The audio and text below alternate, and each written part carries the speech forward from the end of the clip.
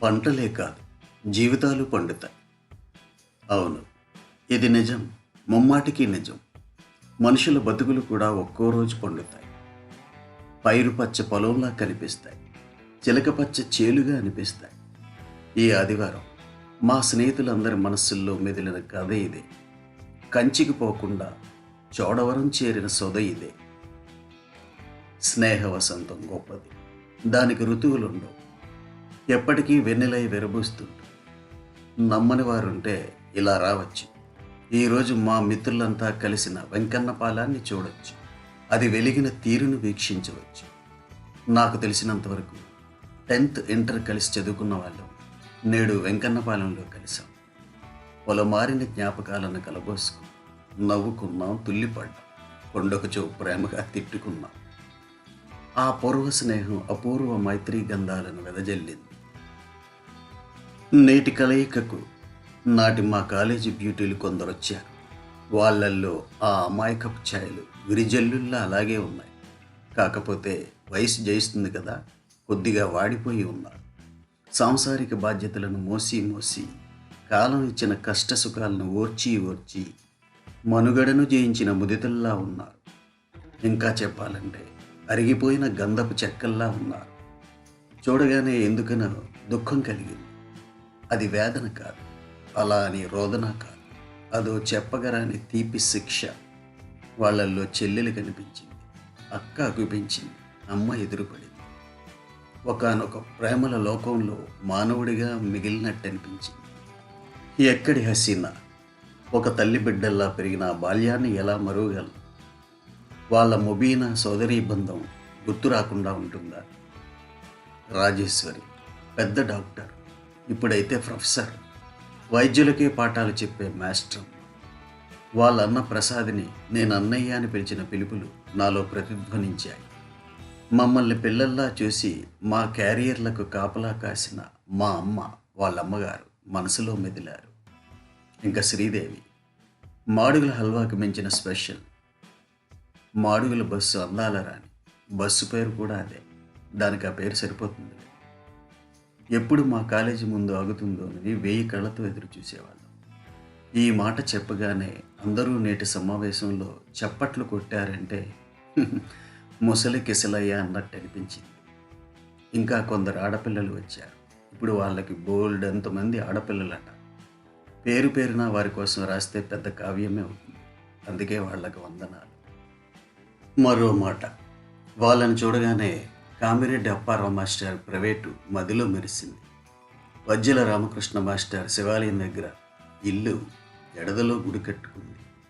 సొంటి నాగేశ్వరరావు మాస్టర్ మిద్ది ఇంటి మేడ మీద పుస్తకాలతో పందెం కాసిన రోజులు గలగలమన్నాయి. ఇక మా మగనా కొండెలు మామూలు వల్ల ముదుర్లు, టక్కుర్లు, ముదార బుట్టస్య బొట్టలు, దూర్వాసుల శ్రీను, బర్ల రామకృష్ణ, ఓరుగంటి రాంబాబుతో కలిసి తిరిగిన గరువులు, చెరువులు, డబ్బుల కోసం పడిన కరువులు మెదడును తాగ్గానే డబ్బున్నా ఖర్చు చేయగలేని ఇప్పటి పెదపకాలం భయపెట్టింది. తింటే పడని, ఉన్నా ఖర్చు పెట్టలేని వర్తమానం యథాభరితంగా తోచింది. ఎన్నడూ మాట్లాడిన నాయుడు నందాజీ ఉపన్యాసం వింటే ముచ్చటేసింది. మా లకుందాస రామకృష్ణగాడు మాటిమాటికి జుట్టు దువ్వుకుంటుంటే ముదుముకి ముచ్చట్లు లావు అన్న గురజాడ గుర్తుకొచ్చాడు. నాకు బైపాస్ అయిందిరా అని శివాజీగాడు కుయ్యగానే, హీరోలా ఉన్నావు, నీకు బైపాస్ ఏంటి? అయినా ఎప్పుడైనా మెయిన్ రోడ్డు కంటే బైపాసే మంచిది సుమా అని రమణమూర్తి వ్యాఖ్యానించడం భలే అనిపించింది. మనమే కాదు రోయ్, చోడవరం నాయాళ్ళందరూ కవులు కళాకారులే అన్న స్పృహ కలిగింది. నాకెక్కడ పోటీకి వస్తారో ఈ దుర్మార్గులు అనే భయమూ తప్పలేదు. ఇంకా గుప్తాగాడి గోల. వాడి మనిషిని పట్టుకుని ఎలా పొగుడుతాడో తెలుసా అండి? వాడి మాటలు వింటే ఉన్న చోటే ఉన్నట్టుండి చచ్చిపోయినా బాగుండేది అనిపిస్తుంది. వాడి వ్యాపారం వేషాలు మన దగ్గర వేసినా వాడి ప్రేమలో ప్రేమ ఉంది. వాడితో మాట్లాడితే ప్రాణం స్నానం చేసినట్టుంటుంది. నందాజీని పిలుచుకునే బ్రహ్మానందజీ పెద్ద ఆఫీసరు, 3 జిల్లాల మొగలాయి. గంగాప్రసాద్ గాడు అతిపెద్ద టెంక. జీవోలు రాయడంలో వాడు అవధాని. కానీ స్నేహం ముందు వాళ్ళ హోదాలన్నీ కరిగిపోయాయి. ఆప్యాయత నదిలా ప్రవహించింది. మా నాన్నలు అదేనండి పసుమర్తి లక్ష్మణరావు, మా లక్షగాడు పద్మనాభం లక్ష్మణరావు గాడు, సారీ సార్, గాడు గీడు అంటున్నందుకు క్షమించేయండి. చిన్నప్పటి సంగతుల్లో మర్యాదలకు తావులేదని మనవి. మా నాగేశ్వరరావు గాడు, మా జగదీషు, మా గండి రామనాయుడు, మా బుచ్చిపేట ఎస్ఐ నవుడు భాస్కర్రావు గారు, పోలీసులకి పోలేరమ్మకి అడ్డు లేదని రావిశాస్త్రి గారు ఎప్పుడో చెప్పారు కాబట్టి వాడి వాడికి వారికి కించిత్ వీరతాడు. మా లెక్కల మా ముప్పిరెడ్డి, మా సరిపల్లి దత్తుడు, మా యనమండ్ర రమణమూర్తి, ఇలా చెప్పుకుంటూ వెళ్తే చాంతాడంత లిస్ట్ అవుతుంది. కాబట్టి కొన్ని పేర్లను ఉటంకించటం లేదు. వాళ్ళందరూ పెద్ద మనసుతో నన్ను క్షమించి ప్రార్థన.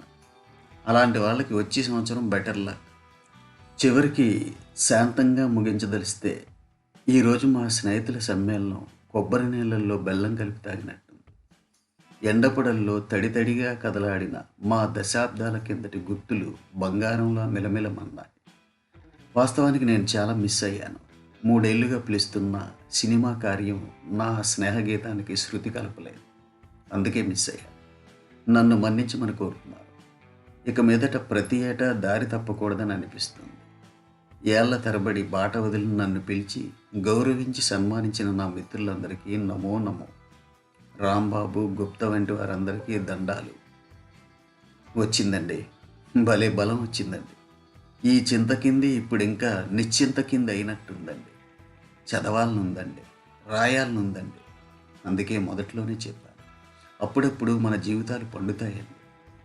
ఎప్పుడో రుణమున్నది, ఈ అనుబంధ గంధం ఏ జన్మది, ఎవరూ సిరితో కొనలేనిది, ఎదలో ఎప్పుడూ కొలువున్నది. కవితా పంక్తులు జ్ఞాపకానికి వచ్చాయి.